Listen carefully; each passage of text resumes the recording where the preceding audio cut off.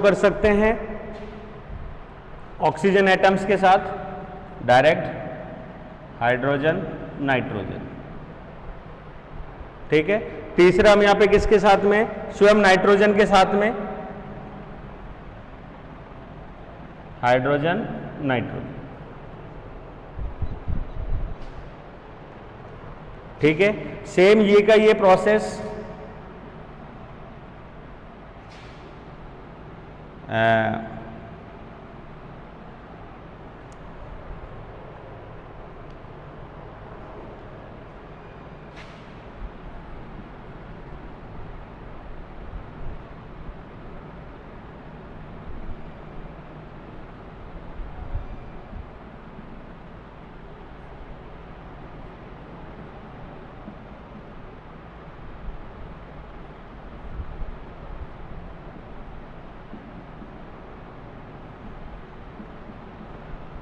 Nitrogen के साथ।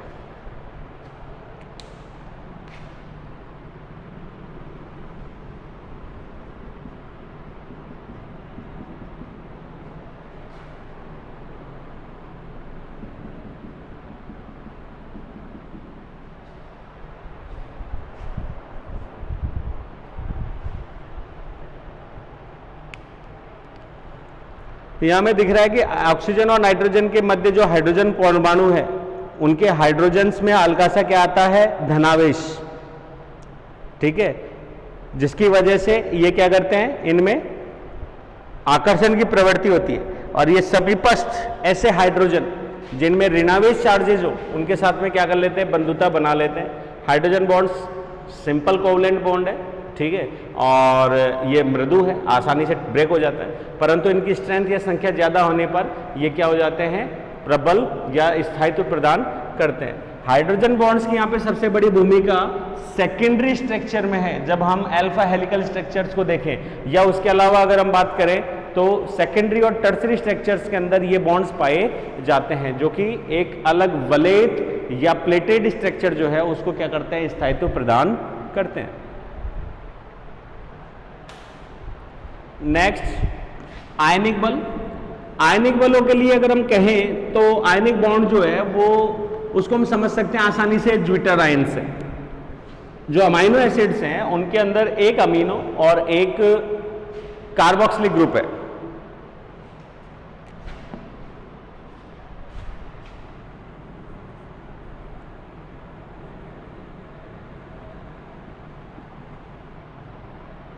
आयनिक bonds, आयनिक bonds की अगर अपन बात करें तो आयनिक बॉन्ड जो है क्या हो रहा है, उसके अंदर अलग अलग चार्जेज,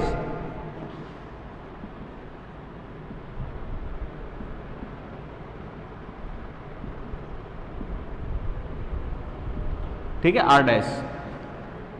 सामान्य अवस्था के अंदर अगर अपन कहें जलीय विलयन में तो ये क्या बना रहे हैं, COO NH3 नेगेटिव एंड आंशिक धनावेश, जो कि उदासीनता के द्योतक है।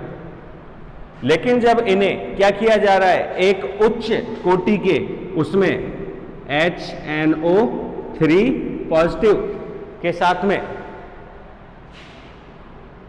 HO3 पॉजिटिव, मतलब किसके साथ, एक उच्च कोटि के एसिड के साथ में रिएक्शन कराया जाता है या इन्हें एसिडिक माध्यम में रखा जाता है, तो ये हल्के से क्या हो जाते हैं, पॉजिटिव चार्ज युक्त हो जाते हैं, कैटाइंस में चेंज हो जाते हैं।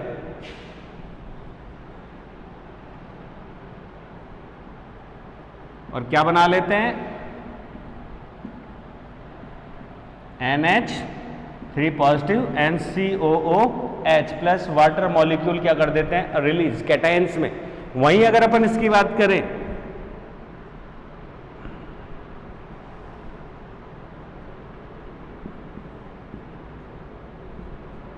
जब इन्हें प्रबल बेस में रखा जाता है तो क्या होगा, ये एनाइंस की तरह व्यवहार करेंगे, NH2, और ये हो गया COO नेगेटिव प्लस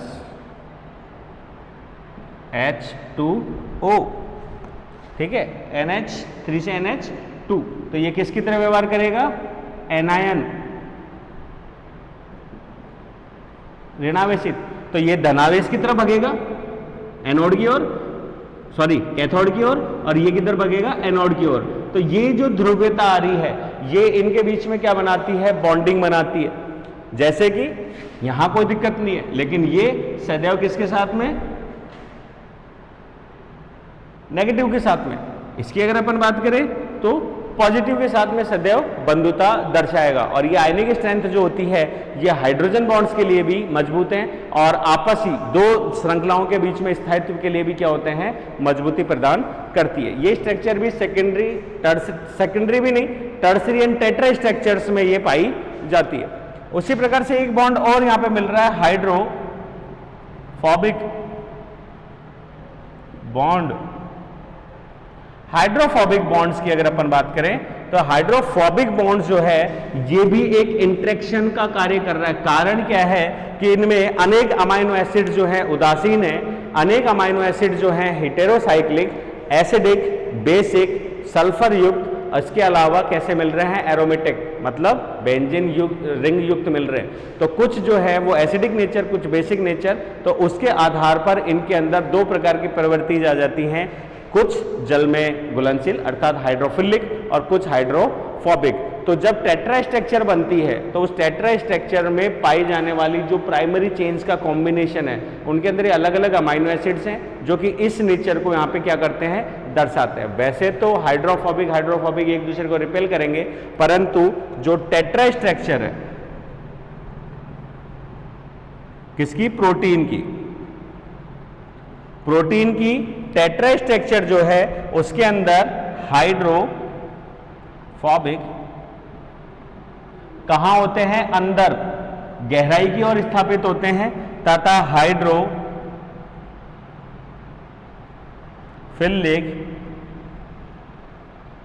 जो होते हैं वो बाहर की ओर क्या होते हैं, स्थापित होते हैं। और ये इंटरेक्शन जो है वो इन्हें स्थायित्व देता है, प्लस जल अपघटन से बचाता है, या जल अपघटन के लिए क्या करता है, इनको प्रतिरोधी बनाता है।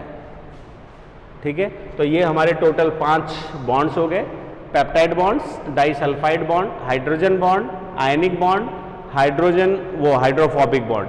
ये सारे के सारे जो है वो टर्सरी एंड टेट्रा स्ट्रक्चर को स्थायित्व प्रदान करते हैं। अब इन बॉन्ड्स के आधार पे अब हम यहां पे बात करते हैं संरचना प्रोटीन्स की।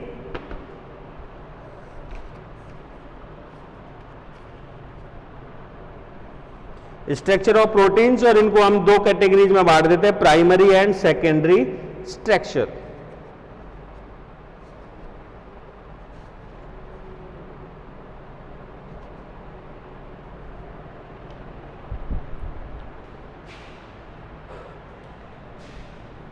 जल अपघटन देखें या इनका अपघटन, वाष्पीय अपघटन करें या ध्रुवीय विलायकों में अपघटन करें, तो कुल मिला के ये किस में ब्रेक होते हैं, अमाइनो एसिड्स में।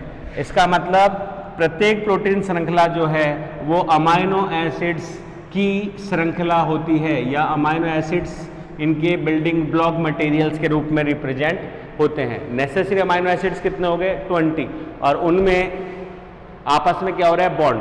उन बॉन्डिंग और उनकी श्रृंखला के विवर्तन को आधार पे हम इन्हें दो कैटेगरीज में बांट देते हैं। तो प्रोटीन बॉन्ड्स के बाद में अब हम बात करते हैं प्रोटीन स्ट्रक्चर। प्रोटीन स्ट्रक्चर्स, संरचना।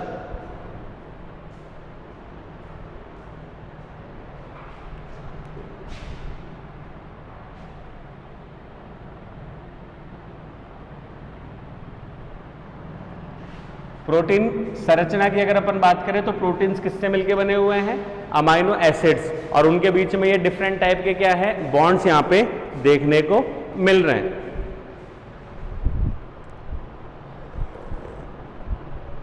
बेसिकली दो अमाइनो एसिड्स के बीच में जो बॉन्ड है वो कौन सा हो गया, पॉलीपेप्टाइड। और यहां पे ये जुड़ते हैं तो इनके जुड़ने का क्रम भी मैं शुरू में बता चुका हूं। अल्फा कार्बन जो है अमाइनो एसिड का उनके पॉलीमर्स के रूप में है। तो पहली श्रृंखला के अमाइनो एसिड में दैट इज एमिनो ग्रुप, इसके दूरस्थ COOH ग्रुप से दूसरे अमाइनो एसिड का प्रारंभिक NH2 ग्रुप और ये COH ग्रुप। तो यहां पे अगर अपन कहें तो इन दोनों के बीच में बॉन्डिंग के कारण ये हो जाता है N टर्मिनल, और इसको हम बोलते हैं C टर्मिनल। ठीक है, तो इन संरचनाओं के आधार पे हम इन्हें दो कैटेगरीज में बांट देते हैं, सिंपली प्राइमरी स्ट्रक्चर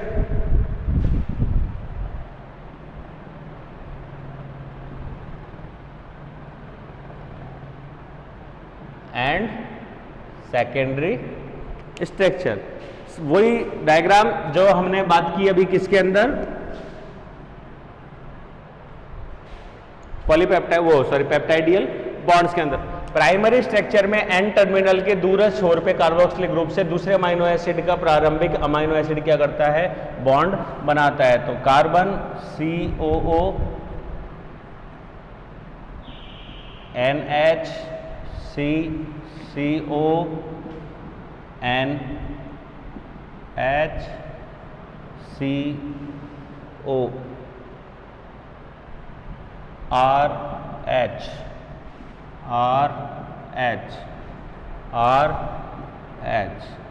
NH। ठीक है, तो यहां अगर अपन बात करें तो 1 2 3 ये हो गया ट्राई पेप्टाइड श्रृंखला। और आगे बढ़ाएं तो टेट्रा। तो इस क्रम को अगर अपन समझें तो यहां पे अपन कह सकते हैं इसको NH2 और COOH N लगा देते हैं, दैट इज पॉलीपेप्टाइड चेन। अर्थात प्राइमरी स्ट्रक्चर में इनकी लीनियर संरचना मिलती है एक तल में, उसमें और कोई डिफरेंस नहीं है, दूसरे केवल 20 अमाइनो एसिड्स की पॉलीपेप्टाइड श्रृंखला से बनी हुई चेन के रूप में यहाँ पे पाई जा रही है। कोई और द्वितीयक संरचना इसमें या डाइवर्जन जो है वो यहाँ पे नहीं देखने को मिल रहा।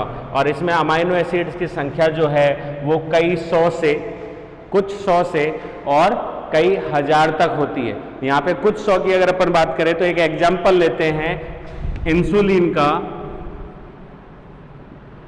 इंसुलिन हार्मोन मात्र 51 अमाइनो एसिड्स की पॉलीपेप्टाइड चेन है। क्लियर है? वही एक एग्जाम्पल अपन ले लेते हैं हीमोग्लोबिन।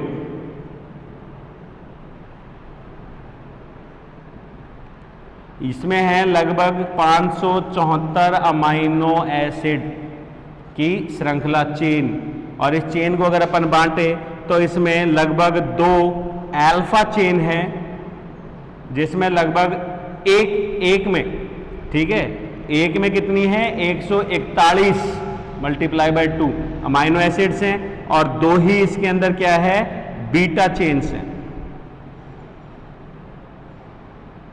जिसमें लगभग 146 मल्टीप्लाई बाय 2 क्या है, अमाइनो एसिड्स हैं। तो ये कितने हो गए 282, और ये कितने हो गए 292। दोनों को अपन जोड़ते हैं तो ये हो जाता है 574 अमाइनो एसिड। तो ये अलग अलग हो सकती हैं, अर्थात अमाइनो एसिड्स की संख्या जरूरत पड़ने पर या किसके अकॉर्डिंग होती है, प्रोटीन्स की संरचना के अकॉर्डिंग। जितने ज्यादा अमाइनो एसिड श्रृंखला में जुड़ेंगे उसी टाइप की प्रोटीन जो है वो कोड होती है।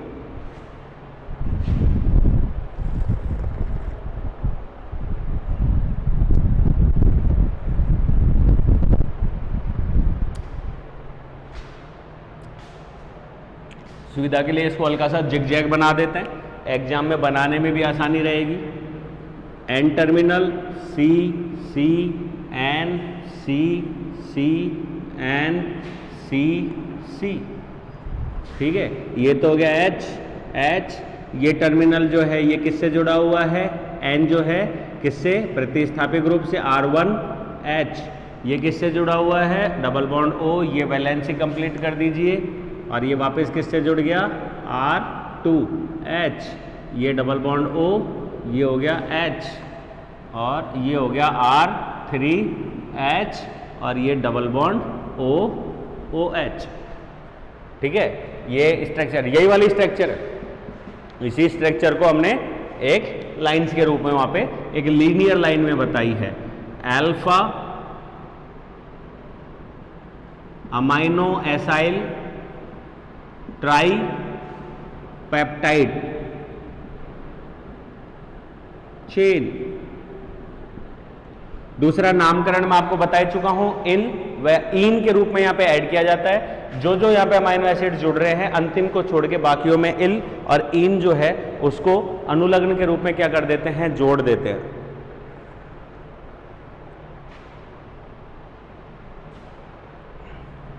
एक छोटा सा वेरिएशन हीमोग्लोबिन का एग्जांपल ले लेते हैं। हीमोग्लोबिन की बीटा चेन एक विशेष प्रकार की डिजीज देखने को मिलती है, सिकल सेल एनीमिया।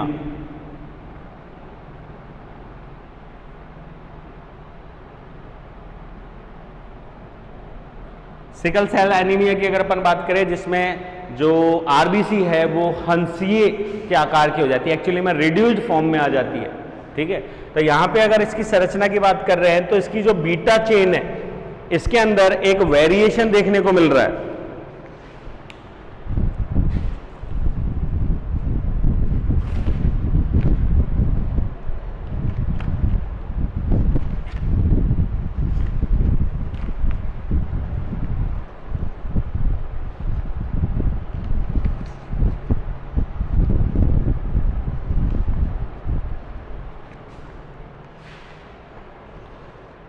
इसमें एक वेरिएशन देखने को मिल रहा है और वो वेरिएशन क्या है, बीटा चेन। ठीक है, बीटा चेन की हम बात कर रहे हैं। बीटा चेन के अंदर valine, histidine, leucine, threonine, proline,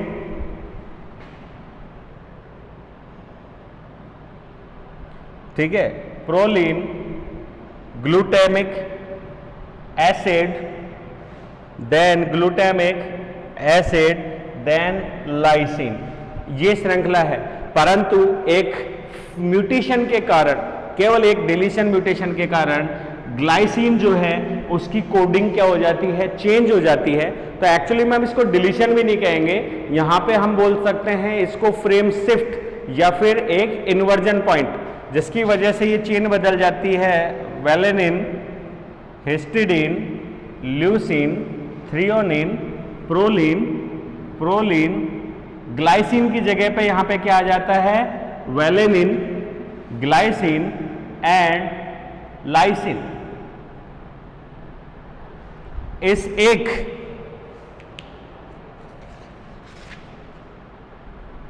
glycine की जगह वेलेनिन आने के कारण, मात्र एक चीज के कारण यहां पे क्या समस्या उत्पन्न हो गई, यहां पे जो क्या बोलते हैं हीमोग्लोबिन है वो O2 की अधिकता में कैसा हो जाता है, सिकुड़ जाता है, अर्थात गोलाकार संरचना की जगह हंसीय जैसा हो जाता है। केंद्रक क्या हो जाता है इसमें, वैसे तो आरबीसी में केंद्रक है ही नहीं, तो ये जो ये क्या बोलते हैं ग्लोबिन है, हीमोग्लोबिन, वो यहाँ पे इसकी ऑक्सीजन से बंधन क्षमता जो है वो क्या हो जाती है, नष्ट हो जाती है। और इस प्रकार के रोगी जो हो जाते हैं उनके अंदर क्या हो जाता है, ब्लड में हीमोग्लोबिन की कमी, जिसकी वजह से कंप्लीट ऑक्सीजन की आपूर्ति करने में सक्षम नहीं होते।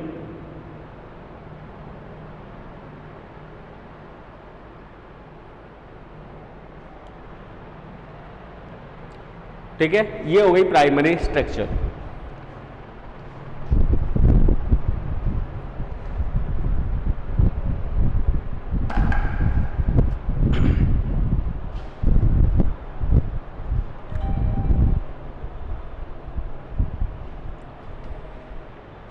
सेकेंडरी स्ट्रक्चर,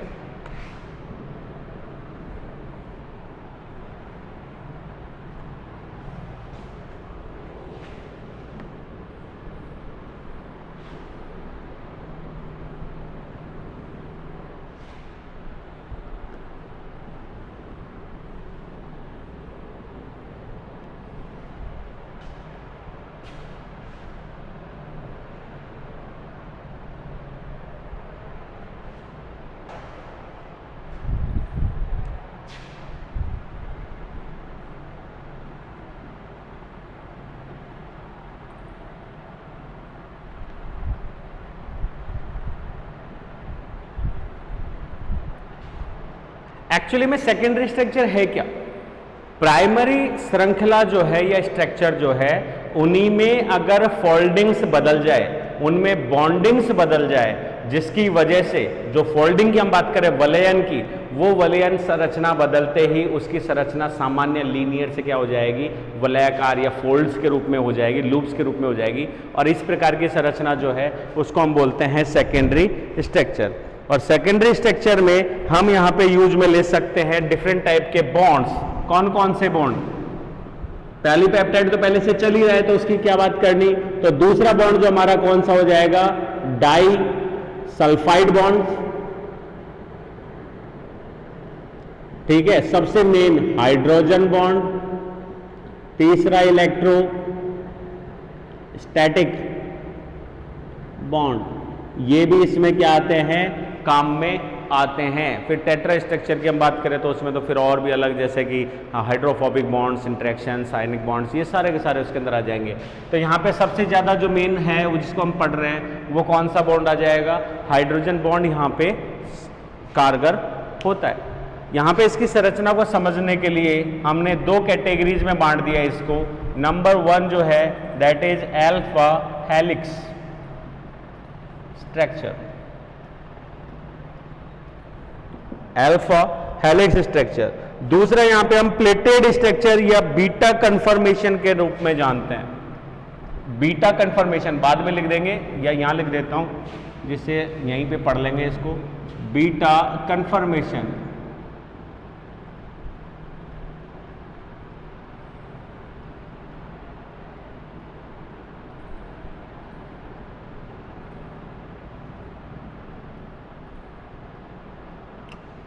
या इसको हम नाम दे सकते हैं प्लेटेड शीट स्ट्रक्चर।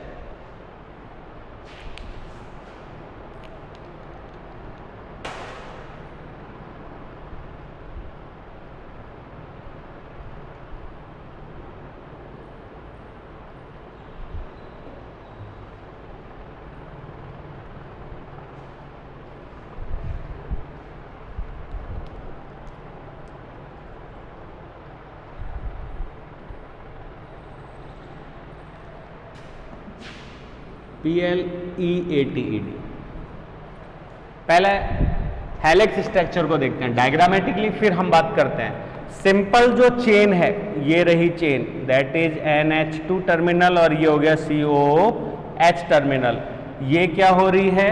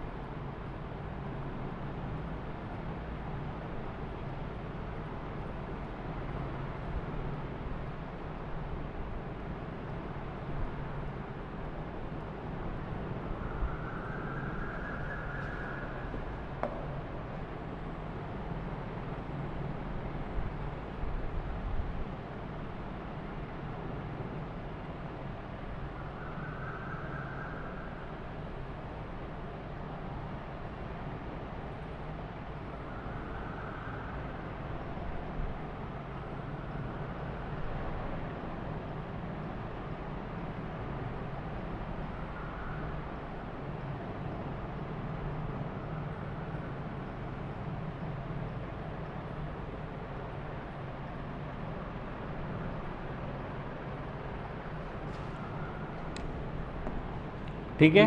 तो ये जो सिंपल चेन है उसमें बीच में अट्रैक्शन कौन सा, ये डबल बॉन्ड O और ये N और H के बीच में क्या हो गया, ये था हमारा पेप्टाइड बॉन्ड। क्लियर है। अब पेप्टाइड बॉन्ड में एक अमाइनो एसिड, दूसरा अमाइनो एसिड, तीसरा अमाइनो एसिड और ये हो गया चौथा अमाइनो एसिड। तो ऐसे में एक स्ट्रक्चर देखिए, ये हो गया C double bond O NH, फिर क्या आ गया वापस C double bond O NH, C double bond O NH C, R1 R2 R3 R4, C double bond O NH, COOH, ये हो गया R5।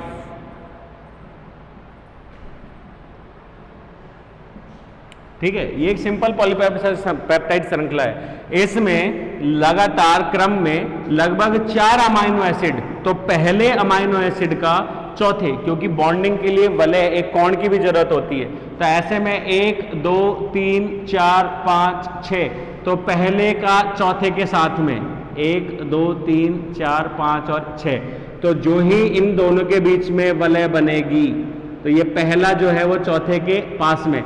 इसी तरीके से फिर नेक्स्ट वलय बनेगी तो पहले चौथे के पास यहाँ कौन सा होएगा, 8वां। इस तरीके से एक रिंग फॉर्म में, स्प्रिंग के रूप में, तो पहले का लगभग ये जो अमोनिया का क्या बोलता है हाइड्रोजन है वो किस में, चौथे के कार्बोक्सिलिक ग्रुप के ऑक्सीजन के साथ में क्या आ रहा है, आयनिक बॉन्डिंग इंटरेक्शन, और उस इंटरेक्शन के फलस्वरूप इन दोनों या फिर यहाँ पे कार्बन 4 का जो वो है R ग्रुप प्रतिस्थापी समूह, कार्बन नंबर अमीनो एसिड 4 का प्रतिस्थापी समूह, इस प्रतिस्थापी समूह का कौन सा हाइड्रोजन या जो भी प्रतिस्थापी समूह है उनके बीच में क्या हो जाता है, इंटरेक्शन, हाइड्रोजन हाइड्रोजन इंटरेक्शन, जिसके फलस्वरूप ये क्या हो जाती है, वलयित हो जाती है, और ये लगातार वलयित होती रहती है। तो इसमें सिंपल स्ट्रक्चर की हम बात करें तो इसमें लगभग 3.67 अमाइनो एसिड कंज्यूम होते हैं। इसका मतलब पहले और चौथे के बीच में हुआ, जब ये यहाँ हुआ ये हिस्सा बच गया, इसका मतलब पूरे 4 में से इतनी जगह आती है। और ये जो 2 रिंग्स हैं, 2 वलयों के बीच की अगर अपन दूरी की बात करें तो यह है लगभग 5.4 एंगस्ट्रॉम। जैसे स्प्रिंग नहीं होती है, स्प्रिंग के समान बन जाते हैं। और इनकी संरचना को स्थायित्व कौन, स्प्रिंग जो है, अगर हम उस स्प्रिंग में किसी चीज को या उसमें समानांतर समकोण के ऊपर किसी ठोस चीजों को अगर उसमें बेल्ड कर दे, ठीक है, तो वो स्प्रिंग भी एक पाइप के समान हो जाएगी। अब वो अपनी जगह को नहीं हिलाएगी, ठीक है, वही चीज यहाँ हो रही है। तो इस जो संरचना थी लीनियर रेखीय, उस संरचना में जो स्प्रिंग बने, तो स्प्रिंग की वजह से 2 बॉन्ड्स बने, ये बन गया डबल बॉन्ड O, ये हाइड्रोजन बॉन्ड, ये नाइट्रोजन का हाइड्रोजन, ये रहा बन गया, ठीक है। उसी तरीके से बाद में बन गया, लेकिन इनके बीच के जो अन्य प्रतिस्थापी समूह और कार्बोक्सिलिक ग्रुप थे उनके बीच में और भी बॉन्ड्स बन गए। ये रहा हाइड्रोजन, ये हो गया प्रतिस्थापी ऑक्सीजन डबल बॉन्ड C, ये किसके, ये बन गया यहाँ पे डबल बॉन्ड O हाइड्रोजन, ये बन गया। इसी तरीके से डबल बॉन्ड O, ये हाइड्रोजन, ये बन गया, ठीक है। Hydrogen bond oxygen double bond O, double bond O hydrogen, ये बन गया। तो इस तरीके से क्या बन गए, बॉन्ड्स बन गए, और इन्होंने इस कन्फर्मेशन या बीटा हेलिक्स को क्या गया, स्थायित्व प्रदान किया।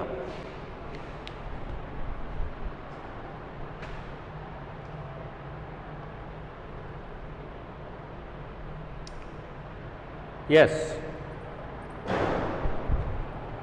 इसमें ज़्यादा कंफ्यूज होने की ज़रूरत नहीं है, ये हो सकता है ब्लैक में आ गया हो, इसलिए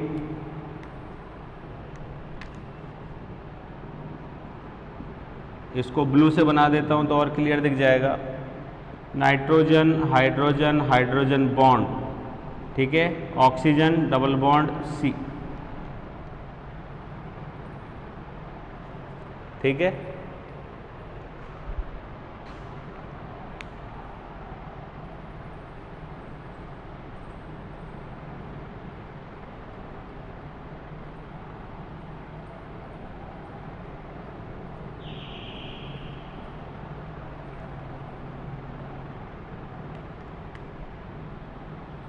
ठीक है, that is alpha helix conformation.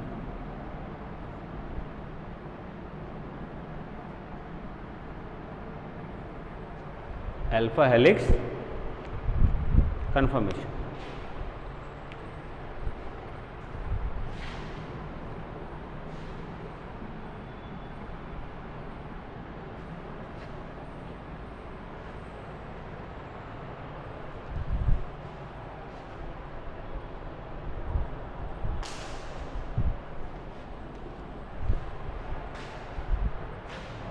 ये हो गया इसका एन टर्मिनल और ये हो गया इसका टर्मिनल, सी टर्मिनल। अब हम आते हैं बीटा कन्फर्मेशन। बीटा कन्फर्मेशन में यहां अगर अपन बात करें तो ये तो हमने पढ़ी थी सीधी सीधी लीनियर संरचना, और इसी सीधी सीधी लीनियर संरचना का आपस में क्या हो गया है, कुंडलन हो गया है। तो ये तो अल्फा संरचना हो गई।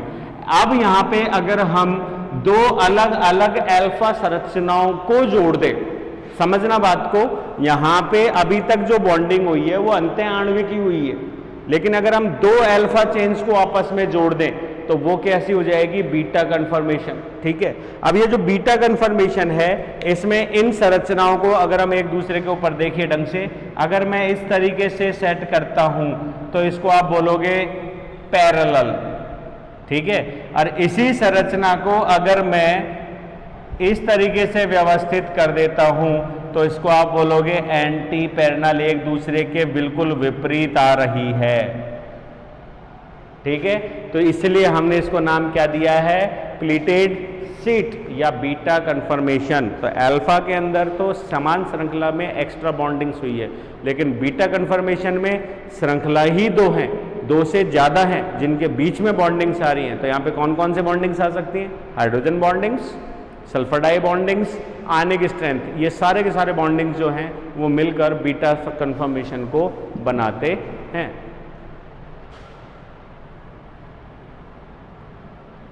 तो ये हमारे पास सिंपलेस्ट फॉर्म दो टाइप की हो गई, एक पैरेलल और एक हो गया एंटी पैरेलल अरेंजमेंट। ठीक है, अब इनकी स्ट्रक्चर्स को अगर अपन देखें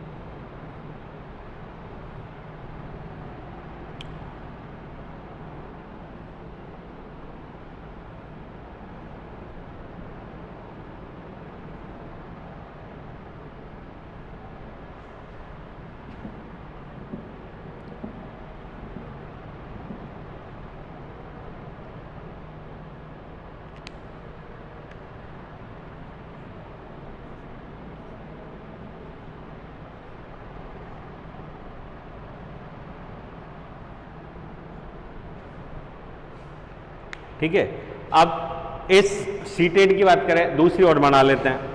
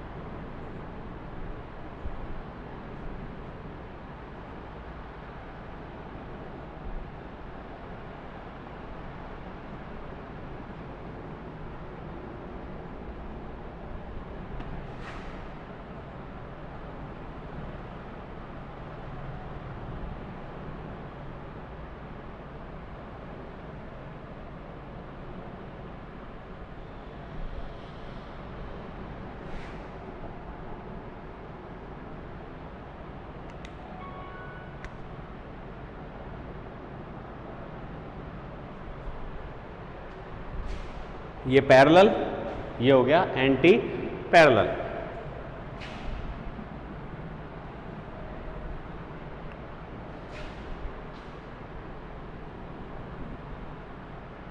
ठीक है, यहां अगर अपन बात करें पैरेलल एंटी पैरेलल कैसे, because that is N terminal,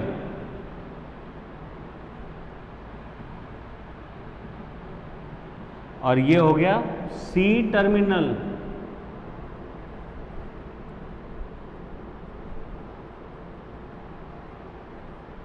N terminal and C terminal. ठीक है, क्लियरली सारे का सारा अरेंजमेंट सेम है, लेकिन यहां आप देखेंगे तो एन टर्मिनल, फिर क्या आ रहा है सी टर्मिनल, एन टर्मिनल उल्टा गया, फिर एन टर्मिनल दूसरे वाले का सी टर्मिनल, एक दूसरे के विपरीत दिशा में जो है वो इनका क्या हो रहा है, अरेंजमेंट हो रहा है।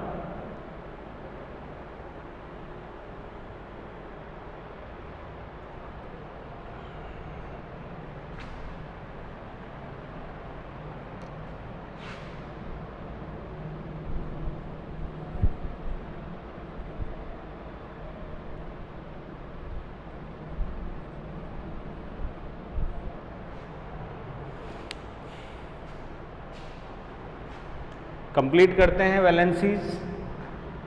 एन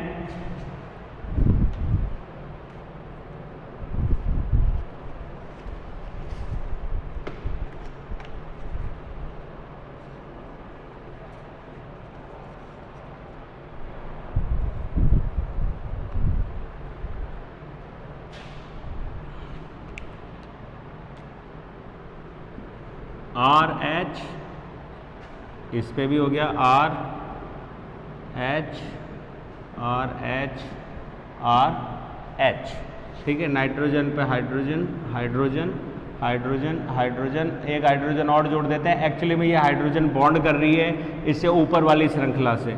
यहाँ पे हमारे पास क्या जुड़ा हुआ है, ऑक्सीजन। तो ये देखिए कहाँ जुड़ रही है, double bond O, hydrogen bond hydrogen nitrogen, ठीक है। उसी प्रकार से ये नाइट्रोजन दूसरे से जुड़ रही होगी, दैट इज हाइड्रोजन, ठीक है। वापस क्या हो गया, आर एच आर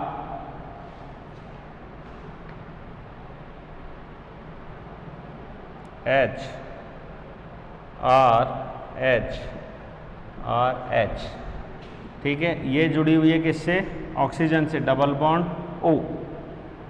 नाइट्रोजन की पूरी करें तो ये हो गया double bond O, hydrogen bond hydrogen nitrogen. इनको रेड पेन से शो कर देता है, क्लियरली दिखेगा। Double bond O, hydrogen bonds hydrogen और ऑक्सीजन, ठीक है।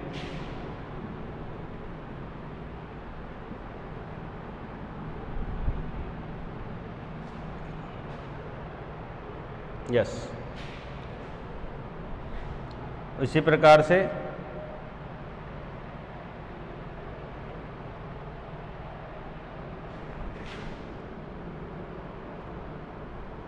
ओ एच, और इसका ओ कहाँ है, बाहर। ये हो गया R H R H R H R H, ठीक है। Double bond O, hydrogen bond hydrogen, ठीक है। उसी तरीके से double bond O, hydrogen bond hydrogen,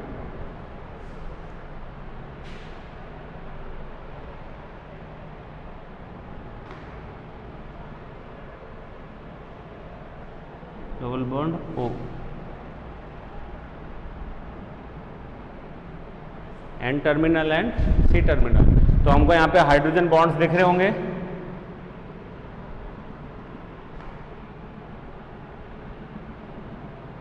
ठीक है। Double bond O, hydrogen nitrogen, ठीक है। तीन इधर तीन ही इधर। सेम इसी तरीके से क्रॉस के अंदर एक दूसरे के बीच में क्या है, हाइड्रोजन बॉन्ड्स यहाँ पे दिखाई दे रहे हैं। एंटी पैरेलल, एंटी पैरेलल में वही सेम चीज, नाइट्रोजन, ठीक है। तो यहां नाइट्रोजन क्या कर रहा है, हाइड्रोजन बॉन्ड्स दिखा रहा है, ये रहा एच हाइड्रोजन बॉन्ड्स, ये हो गया ओ डबल बॉन्ड सी। उसी तरीके से यहां पे एच हाइड्रोजन बॉन्ड्स ऑक्सीजन, ठीक है। यहां पे अगर अपन बात करें double bond O H, double bond O H, ठीक है। ये नाइट्रोजन, ये बाहर की तरफ हाइड्रोजन। एक बार इनके प्रतिस्थापित समूह लगा दें ताकि दिक्कत नहीं आएगी। ये हो गया आर एच, ये भी कौन सा हो गया, आर एच, ये भी हो गया आर एच, और ये वाला कौन सा हो गया, आर एच।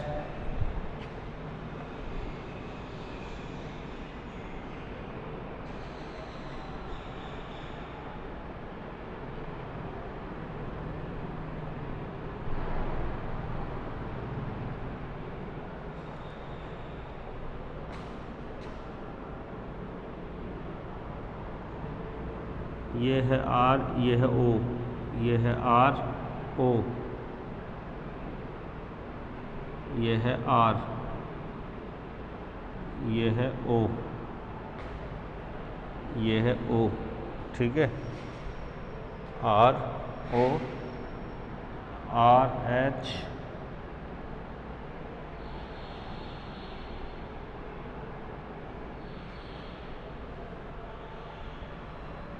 N H, ये हो गई कौन सी, R H, ये हो गया O, डबल बॉन्ड O, और ये हो गया H, डबल बॉन्ड O, और ये हो गया H, H O।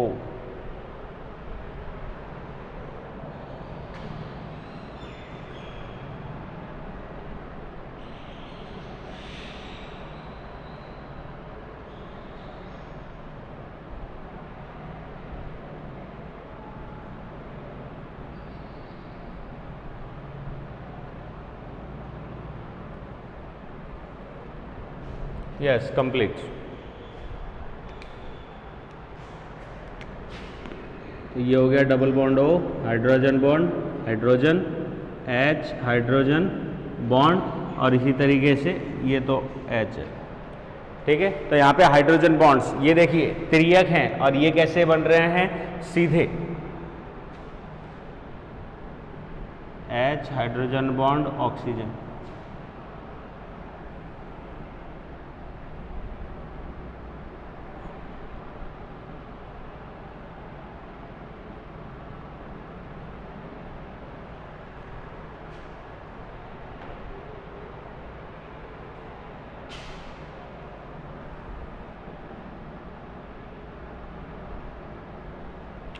ये जो रेड कलर से दिख रहे हैं वो सारे के सारे क्या है, हाइड्रोजन बॉन्ड्स।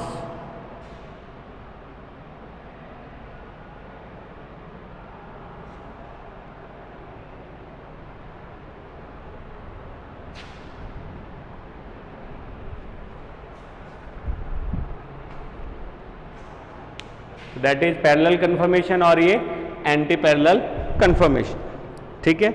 अब इसके बाद हम बात करते हैं, एक बार इसको नोट डाउन कर लीजिए, टर्सरी स्ट्रक्चर की।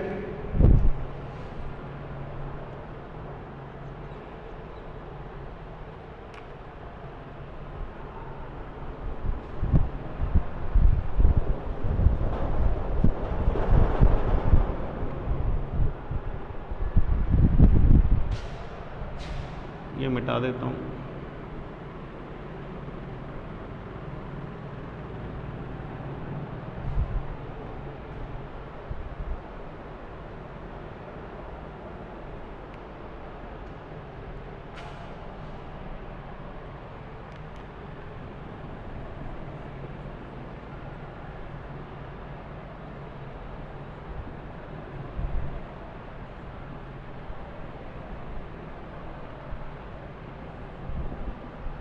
टर्सरी स्ट्रक्चर, तृतीयक संरचना, मिटा देता हूं इसको अभी।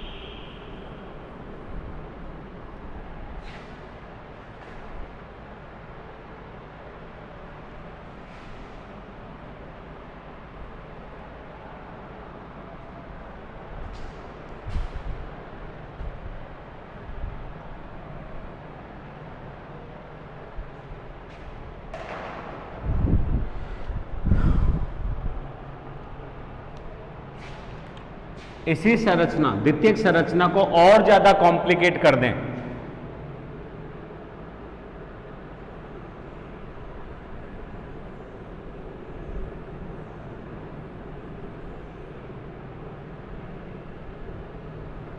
दैट इज एन टर्मिनल, और ये हो गया C terminal.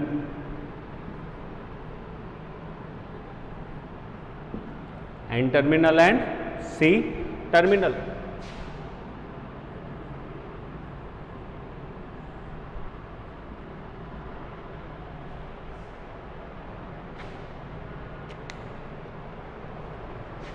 That is tertiary structure.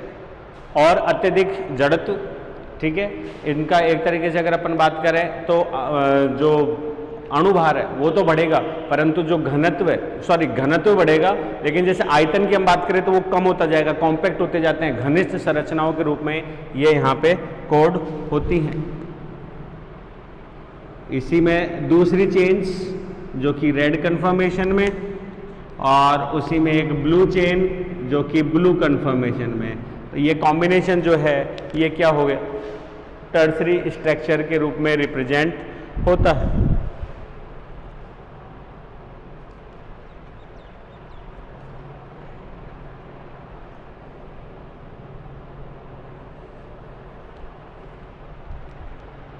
यहां हम एक तीसरा बॉन्ड और डालेंगे, दैट इज हाइड्रोफोबिक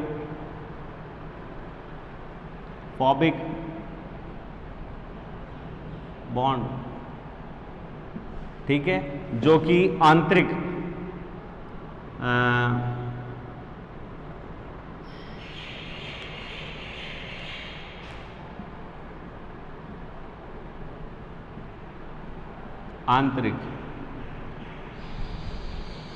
धसा होता है, ठीक है, और हाइड्रोफिलिक बाहर की ओर, जो कि जल अणुओं से क्या करता है, इंटरेक्शन करता है, हाइड्रोजन बॉन्ड्स बनाता है। हाइड्रोफोबिक जो संरचना है वो कभी भी हाइड्रोजन बॉन्ड्स नहीं बनाती है।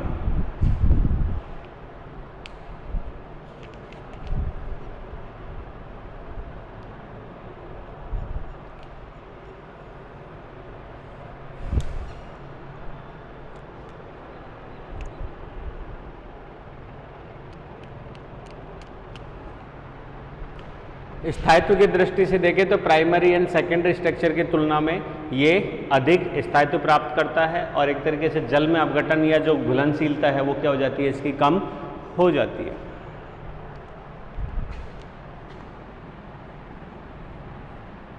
Fourth, tetra.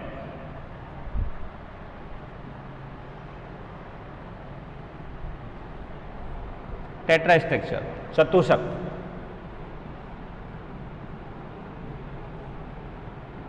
कन्फर्मेशन विन्यास, ये और अधिक विन्यासित है, इसमें और अधिक विन्यास, लेकिन यहां अपन इस सर्कल जो संरचना है उसकी रेगुलरिटी को नहीं समझा सकते, अनियमित संरचना के रूप में हो रही है। लेकिन चतुष्क संरचना जो है उसके अंदर स्पेशली अनेक पॉलीपेप्टाइड श्रृंखलाएं मिलकर संरचना को बनाती हैं, और वो सभी श्रृंखलाएं जो हैं वो एक फिक्स विन्यास या लोब के रूप में समझ में आती हैं, और ये ग्लोबुलर जो संरचना होती हैं उन्हें आसानी से समझा या व्यवस्थित किया जा सकता है। जैसे एक एग्जाम्पल यहाँ पे अपन ले haemoglobin.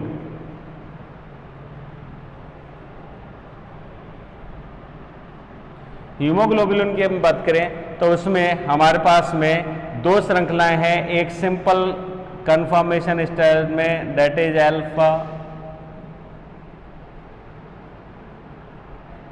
These are beta and beta dash, मतलब सेम ही है, दोनों बीटा ही हैं, 146 लेंथ लंबी, ठीक है। और वहीं एक स्ट्रक्चर हम यहां दे रहे हैं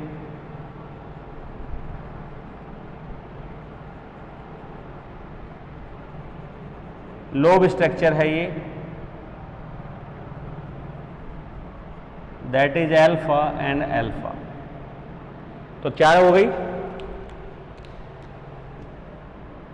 अल्फा चेन लगभग 2 हैं, तो ये कितनी 141 मल्टीप्लाई बाय 2, और 2 ही कितनी है बीटा चेन जो कि 146 मल्टीप्लाई बाय 2, टोटल कितने हो गए 500 74 अमाइनो एसिड से बनी हुई श्रृंखला है, जिसमें 4 सिंपल चेन्स हैं जो कि आपस में क्या है, इंटरेक्ट होकर जुड़ी हुई हैं और बनाती हैं हीमोग्लोबिन मॉलिक्यूल। इसी तरीके से एक और हीमोग्लोबिन में भी एक और अप्रोटीनियस पार्ट आ रहा है, कौन सा, F मॉलिक्यूल।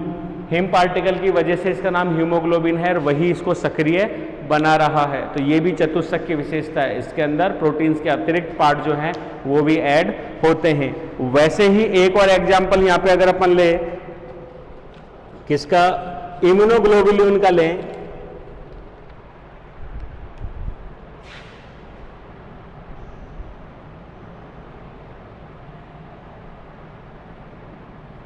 इम्यूनोग्लोबुलिन, इसके अंदर 2 L श्रृंखलाएं हैं और 2 H चेन्स हैं।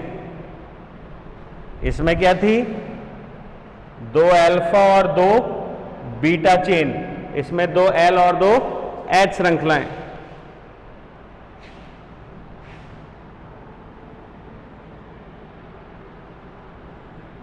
ये हो गई H1 और H2।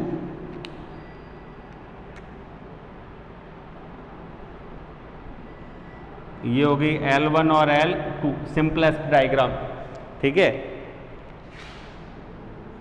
IgG का, IgG, IgM जो भी हम लेना चाहें इम्यूनोग्लोबुलिन के अंदर, तो ये हमारी सिंपल सी स्ट्रक्चर हो गई। इसी के समान इसको भी समझें तो ये इसका NH2 टर्मिनल, ये इसका NH2 टर्मिनल और ये इसका COO टर्मिनल, COO टर्मिनल।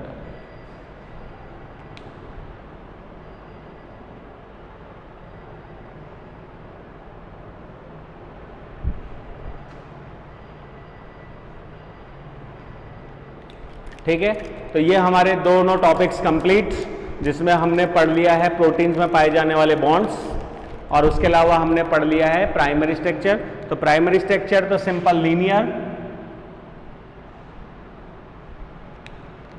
जिसमें एक छोर कैसा है, nitrogenous, C nitrogen, C nitrogen, C nitrogen, C और C, दैट इज COOH, और ये हो गया CHONH2 एन टर्मिनल। इस कन्फर्मेशन में इसी चेन को हमने 2 तरीके से बनाया, एक और दूसरा तरीका ये, दैट इज एन, ठीक है। और ये हो गई एंटी पैरेलल, एन छोर किससे जुड़ रहा है, कार्बोक्सिलिक छोर से, दैट इज एन, और ये हो गया C टर्मिनल एक दूसरे के, ये हो गया एंटी पैरेलल और ये हो गया पैरेलल और ये